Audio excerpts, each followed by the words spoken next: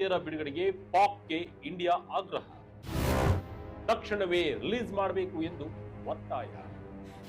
S ವೀಕ್ಷಕರೇ, ಭಾರತ ಹಾಗೂ ಪಾಕಿಸ್ತಾನ ನಡುವಿನ ಗಡಿ ವಿವಾದ ಮತ್ತು ರಾಜತಾಂತ್ರಿಕ ಬಿಕ್ಕಟ್ಟು ಜಗತ್ತಿಗೆ ಗೊತ್ತಿರುವ ವಿಚಾರವೇ. ಆದರೆ ಈ ತೀವ್ರ ಉದ್ವಿಗ್ನತೆಯ ನಡುವೆಯೂ ಉಭಯ ದೇಶಗಳ ನಡುವೆ ಮಾನವೀಯತೆಯ ಆಧಾರದ ಮೇಲೆ ಮಹತ್ವದ ರಾಜತಾಂತ್ರಿಕ ಪ್ರಕ್ರಿಯೆಯೊಂದು ಯಶಸ್ವಿಯಾಗಿ ನಡೆದಿದೆ. ಹೌದು ವೀಕ್ಷಕರೇ, ಭಾರತ ಮತ್ತು ಪಾಕಿಸ್ತಾನ ಸರ್ಕಾರಗಳು ತಮ್ಮ ವಶದಲ್ಲಿರುವ ಪರಸ್ಪರ ದೇಶಗಳ ನಾಗರಿಕ ಕೈದಿಗಳು ಹಾಗೂ ಮೀನುಗಾರರ ಅಧಿಕೃತ ಪಟ್ಟಿಯನ್ನ ಬುಧವಾರದಂದು ವಿನಿಮಯ ಮಾಡಿಕೊಂಡಿವೆ. ನವದೆಹಲಿ ಮತ್ತು ಇಸ್ಲಾಮಾಬಾದ್ನಲ್ಲಿ ಏಕಕಾಲಕ್ಕೆ ರಾಜತಾಂತ್ರಿಕ ಮಾರ್ಗಗಳ ಮೂಲಕ ಈ ದ್ವೈವಾರ್ಷಿಕ ಪಟ್ಟಿ ವಿನಿಮಯ ಪ್ರಕ್ರಿಯೆ ನಡೆದಿದೆ. ಇದೇ ವೇಳೆ ಶಿಕ್ಷೆಯ ಅವಧಿ ಮುಗಿದಿದ್ದರೂ ಪಾಕಿಸ್ತಾನದ ಕರಾಳ ಜೈಲುಗಳಲ್ಲಿ ನರಕಯಾತನೆ ಅನುಭವಿಸುತ್ತಿರುವ 188 ಭಾರತೀಯ ಮೀನುಗಾರರನ್ನ ಮತ್ತು ನಾಗರಿಕ ಕೈದಿಗಳನ್ನ ತಕ್ಷಣವೇ ಬಿಡುಗಡೆ ಮಾಡಿ ಭಾರತಕ್ಕೆ ಹಸ್ತಾಂತರ ಮಾಡಬೇಕು ಎಂದು ಭಾರತ ಸರ್ಕಾರ ಪಾಕಿಸ್ತಾನಕ್ಕೆ ಖಡಕ್ ಆಗಿ ಒತ್ತಾಯಿಸಿದೆ. ಹಾಗಾದ್ರೆ ಏನಿದು 2008ರ ಒಪ್ಪಂದ? ಸದ್ಯ ಭಾರತ ಮತ್ತು ಪಾಕಿಸ್ತಾನದ ಜೈಲುಗಳಲ್ಲಿ ಎಷ್ಟು ಜನ ಕೈದಿಗಳಿದ್ದಾರೆ? ಬಿಡುಗಡೆ ಪ್ರಕ್ರಿಯೆ ಹೇಗಿರುತ್ತೆ? ಬನ್ನಿ ಡೀಟೇಲ್ ಆಗಿ ನೋಡೋಣ. ಮೇ 21, 2008ರ ಕಾನ್ಸುಲರ್ ಪ್ರವೇಶ ಒಪ್ಪಂದದ ಇತಿಹಾಸ. ಪ್ರತಿ ವರ್ಷ ಜನವರಿ 1, ಜುಲೈ 1ರ ಪಟ್ಟಿ ವಿನಿಮಯ ಕಡ್ಡಾಯ. ವೀಕ್ಷಕರೇ, ಭಾರತ ಮತ್ತು ಪಾಕಿಸ್ತಾನ ನಡುವೆ ಕೈದಿಗಳ ಸುರಕ್ಷತೆ ಮತ್ತು ಹಸ್ತಾಂತರಕ್ಕೆ ಸಂಬಂಧಿಸಿದಂತೆ ಮೇ 21, 2008ರಂದು ಕಾನ್ಸುಲರ್ ಪ್ರವೇಶದ ಒಪ್ಪಂದಕ್ಕೆ ಸಹಿ ಹಾಕಲಾಗಿತ್ತು. ಈ ಒಪ್ಪಂದದ ಪ್ರಮುಖ ನಿಯಮದ ಪ್ರಕಾರ ಉಭಯ ದೇಶಗಳ ಜೈಲುಗಳಲ್ಲಿ ಬಂಧನಕ್ಕೊಳಗಾಗಿರುವ ಅಥವಾ ಶಿಕ್ಷೆ ಅನುಭವಿಸುತ್ತಿರುವ ಎದುರಾಳಿ ದೇಶಗಳ ನಾಗರಿಕರ ಸಂಪೂರ್ಣ ವಿವರಗಳನ್ನ ಒಳಗೊಂಡ ವರದಿಯೊಂದು ಪ್ರತಿ ವರ್ಷ 2 ಬಾರಿ ಎಂದರೆ ಜನವರಿ 1 ಮತ್ತು ಜುಲೈ 1ರಂದು ಕಡ್ಡಾಯವಾಗಿ ವಿನಿಮಯ ಮಾಡಿಕೊಳ್ಳಬೇಕು. ಇದರೊಂದಿಗೆ ಯಾವುದೇ ವ್ಯಕ್ತಿಯನ್ನ ಬಂಧಿಸಿದ ತಕ್ಷಣವೇ ಆಯಾ ದೇಶಗಳ ಹೈಕಮಿಷನ್ಗಳಿಗೆ ಮಾಹಿತಿಯನ್ನ ನೀಡಬೇಕು ಮತ್ತು ಅವರಿಗೆ ಕಾನೂನು ನೆರವು ಹಾಗೂ ಕಾನ್ಸುಲರ್ ಪ್ರವೇಶವನ್ನ ಕಲ್ಪಿಸಿಕೊಡಬೇಕು ಎನ್ನುವುದು ಈ ಒಪ್ಪಂದದ ಮುಖ್ಯ ಉದ್ದೇಶವಾಗಿದೆ. ಭಾರತದ ವಶದಲ್ಲಿ 386 ನಾಗರಿಕರು, 53 ಮೀನುಗಾರರು. ಪಾಕಿಸ್ತಾನಿ ಕೈದಿಗಳ ಸಂಪೂರ್ಣ ವಿವರ ರಿಲೀಸ್. ವೀಕ್ಷಕರೇ, ಈ ಬಾರಿಯ ಜುಲೈ ತಿಂಗಳ ಒಪ್ಪಂದದ ಪ್ರಕಾರ ಭಾರತ ಸರ್ಕಾರವು ತನ್ನ ವಶದಲ್ಲಿರುವ ಪಾಕಿಸ್ತಾನಿ ಮೂಲದ ಒಟ್ಟು ಕೈದಿಗಳ ವಿವರಗಳನ್ನ ಹಂಚಿಕೊಂಡಿದೆ. ಪ್ರಸ್ತುತ ಭಾರತದ ವಿವಿಧ ಜೈಲುಗಳಲ್ಲಿ ಬರೋಬ್ಬರಿ 386 ನಾಗರಿಕ ಕೈದಿಗಳು ಹಾಗೂ 53 ಪಾಕಿಸ್ತಾನಿ ಮೀನುಗಾರರು ಶಿಕ್ಷೆಯನ್ನ ಅನುಭವಿಸುತ್ತಿದ್ದಾರೆ. ಭಾರತೀಯ ವಿದೇಶಾಂಗ ವ್ಯವಹಾರಗಳ ಸಚಿವಾಲಯವು ಈ ಎಲ್ಲಾ ಕೈದಿಗಳ ಪಟ್ಟಿಯನ್ನ ಪಾಕಿಸ್ತಾನದ ಹೈಕಮಿಷನ್ಗೆ ಹಸ್ತಾಂತರಿಸಿದೆ ಮತ್ತು ಅವರ ಸುರಕ್ಷತೆ ಹಾಗೂ ಸೌಕರ್ಯಗಳನ್ನ ಭಾರತದ ಕಾನೂನುಗಳ ಚೌಕಟ್ಟಿನಲ್ಲಿ ಅತ್ಯಂತ ಯಶಸ್ವಿಯಾಗಿ ಕಾಪಾಡಿಕೊಂಡು ಬರಲಾಗ್ತಿದೆ ಎಂದು ಸ್ಪಷ್ಟಪಡಿಸಿದೆ. ಪಾಕಿಸ್ತಾನದ ಕರಾಳ ಜೈಲಿನಲ್ಲಿ 250 ಭಾರತೀಯರು. ಭಾರತೀಯ ಮೀನುಗಾರರ ಪಟ್ಟಿ ಹಸ್ತಾಂತರ. ವೀಕ್ಷಕರೇ, ಮತ್ತೊಂದೆಡೆ ಪಾಕಿಸ್ತಾನದ ವಿದೇಶಾಂಗ ಇಲಾಖೆಯು ತನ್ನ ವಶದಲ್ಲಿರುವ ಭಾರತೀಯ ಕೈದಿಗಳ ಪಟ್ಟಿಯನ್ನ ಇಸ್ಲಾಮಾಬಾದ್ನಲ್ಲಿರುವ ಭಾರತೀಯ ಹೈಕಮಿಷನ್ಗೆ ಹಸ್ತಾಂತರಿಸಿದೆ. ಪಾಕಿಸ್ತಾನ ನೀಡಿದ ಅಧಿಕೃತ ವರದಿಯ ಪ್ರಕಾರ ಸದ್ಯ ಪಾಕಿಸ್ತಾನದ ವಶದಲ್ಲಿ ಒಟ್ಟು 250 ಭಾರತೀಯ ಕೈದಿಗಳಿದ್ದಾರೆ. ಇದರಲ್ಲಿ 52 ಜನ ಭಾರತೀಯ ನಾಗರಿಕ ಕೈದಿಗಳಾಗಿದ್ದರೆ ಉಳಿದ 198 ಜನ ಸಮುದ್ರದ ಗಡಿದಾಟಿ ಆರೋಪದ ಮೇಲೆ ಬಂಧಿತವಾಗಿರುವ ಬಡ ಭಾರತೀಯ ಮೀನುಗಾರರಾಗಿದ್ದಾರೆ. ಈ ಬಡ ಮೀನುಗಾರರು ಕೇವಲ ಹೊಟ್ಟೆಪಾಡಿಗಾಗಿ ಸಮುದ್ರದಲ್ಲಿ ಮೀನು ಹಿಡಿಯುವಾಗ ಅರಿಯದೇ ಗಡಿದಾಟಿ ಪಾಕ್ ನೌಕಾಪಡೆಯ ಕೈ ಸಿಕ್ಕಿ ಜೈಲು ಪಾಲಾಗಿದ್ದಾರೆ. ಶಿಕ್ಷೆ ಮುಗಿದಿರುವ 188 ಭಾರತೀಯರನ್ನ ರಿಲೀಸ್ ಮಾಡಿ. ಎಸ್ ವೀಕ್ಷಕರೇ, ಈ ಪಟ್ಟಿ ವಿನಿಮಯದ ಸಮಯದಲ್ಲಿ ಭಾರತ ಸರ್ಕಾರವು ಪಾಕಿಸ್ತಾನದ ಮುಂದೆ ಅತ್ಯಂತ ಕಠಿಣವಾದ ಬೇಡಿಕೆಯನ್ನ ಇಟ್ಟಿದೆ.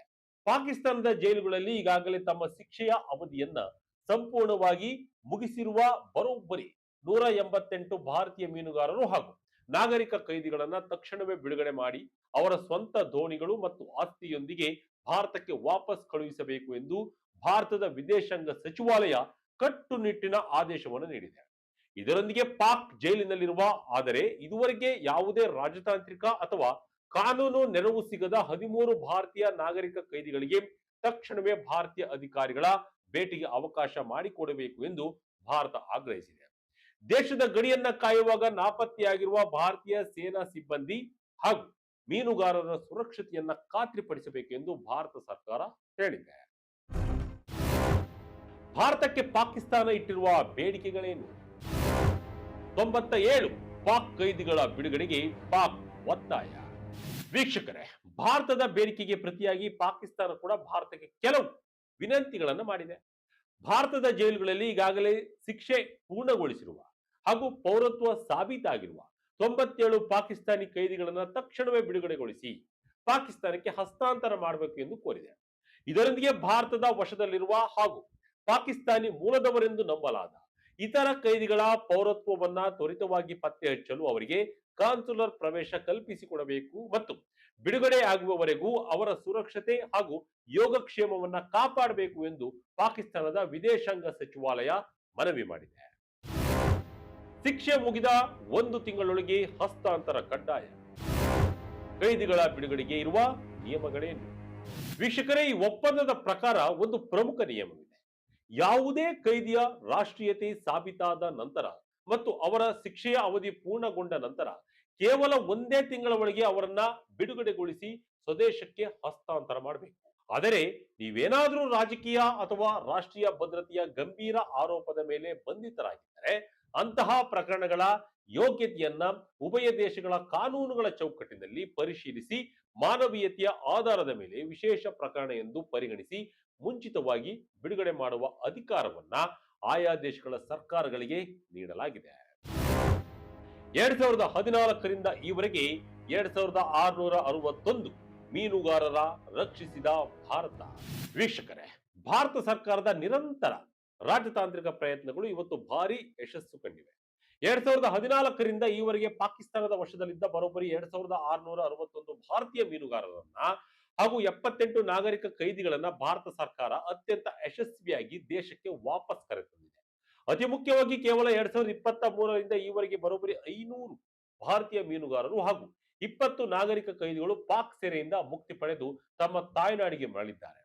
ಉಭಯ ದೇಶಗಳ ನಡುವೆ ಎಷ್ಟೇ ಭಿನ್ನಾಭಿಪ್ರಾಯಗಳಿದ್ದರೂ ಮಾನವೀಯತೆಯ ಆಧಾರದ ಮೇಲಿನ ಈ ಸಹಕಾರ ಇಂದಿಗೂ ಮುಂದುವರೆದಿರುವುದು ನಿಜಕ್ಕೂ ಶ್ಲಾಘನೀಯ.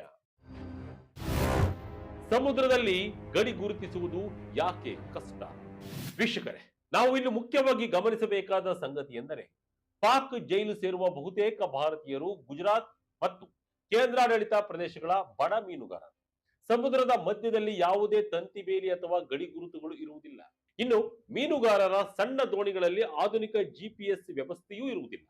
ಹೀಗಾಗಿ ಹೊಟ್ಟೆಪಾಡಿಗಾಗಿ ಮೀನು ಹಿಡಿಯುವಾಗ ಸಮುದ್ರದ ಭಾರಿ ಅಲೆಗಳು ಮತ್ತು ಗಾಳಿಗಳಿಗೆ ಸಿಕ್ಕಿ ಇವರ ದೋಣಿಗಳು ಅರಿಯದೆ ಪಾಕಿಸ್ತಾನದ ಜಲಗಡಿಯನ್ನ ಪ್ರವೇಶ ಮಾಡುತ್ತವೆ. ಈ ವೇಳೆ ಹೊಂಚು ಹಾಕಿ ಕುಳಿತುಕೊಳ್ಳುವ ಪಾಕಿಸ್ತಾನದ ನೌಕಾಪಡೆ ತಮ್ಮ ಮೀನುಗಾರರನ್ನ ಬಂಧಿಸಿ ಅವರ ಲಕ್ಷಾಂತರ ರೂಪಾಯಿ ಮೌಲ್ಯದ ದೋಣಿಗಳನ್ನ ಮುಟ್ಟುಗೋಲು ಹಾಕಿಕೊಂಡು ಕರಾಚಿಯ ಕರಾಳ ಜೈಲುಗಳಿಗೆ ತಳ್ಳುತ್ತವೆ.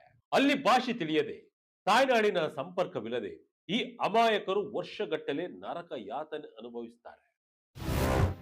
ಅಣುಶಕ್ತಿ ಕೇಂದ್ರಗಳ ಪಟ್ಟಿಯು ವಿನಿಮಯವಾಗುತ್ತೆ. ಇನ್ನು ಇದೇ ರಾಜತಾಂತ್ರಿಕ ಒಪ್ಪಂದಕ್ಕೆ ಸಂಬಂಧಿಸಿದಂತೆ ನಿಮಗೊಂದು ರೋಚಕ ವಿಷಯ ಗೊತ್ತಿರಬೇಕು. ವೀಕ್ಷಕರೇ, ಭಾರತ ಮತ್ತು ಪಾಕಿಸ್ತಾನ ಕೇವಲ ಕೈದಿಗಳ ಪಟ್ಟಿಯನ್ನು ಮಾತ್ರ ವಿನಿಮಯ ಮಾಡಿಕೊಳ್ಳುವುದಿಲ್ಲ. ಇದರ ಜೊತೆಗೆ ಪ್ರತಿ ವರ್ಷದ ಜನವರಿ 1ರಂದು ಉಭಯ ದೇಶಗಳು ತಮ್ಮಲ್ಲಿರುವ ಅಣುಶಕ್ತಿ ಕೇಂದ್ರಗಳ ಅಧಿಕೃತ ಪಟ್ಟಿಯನ್ನು ಸಹ ಪರಸ್ಪರ ಹಂಚಿಕೊಳ್ಳುತ್ತವೆ. 1988ರ ಡಿಸೆಂಬರ್ನಲ್ಲಿ ನಡೆದ ಮತ್ತೊಂದು ಐತಿಹಾಸಿಕ ಒಪ್ಪಂದದ ಪ್ರಕಾರ ಭಾರತ ಪಾಕ್ ನಡುವೆ ಎಂತಹುದೇ ಯುದ್ಧ ಅಥವಾ ಉದ್ವಿಗ್ನ ಪರಿಸ್ಥಿತಿ ನಿರ್ಮಾಣವಾದರೂ ಉಭಯ ದೇಶಗಳು ಪರಸ್ಪರ ಅಣುಸ್ಥಾವರಗಳ ಮೇಲೆ ದಾಳಿ ಮಾಡುವಂತಿಲ್ಲ. ರಾಜತಾಂತ್ರಿಕ ಬಿಕ್ಕಟ್ಟುಗಳ ನಡುವೆಯೂ ಇಂತಹ ಒಪ್ಪಂದಗಳು ಇಂದಿಗೂ ಜೀವಂತವಾಗಿವೆ.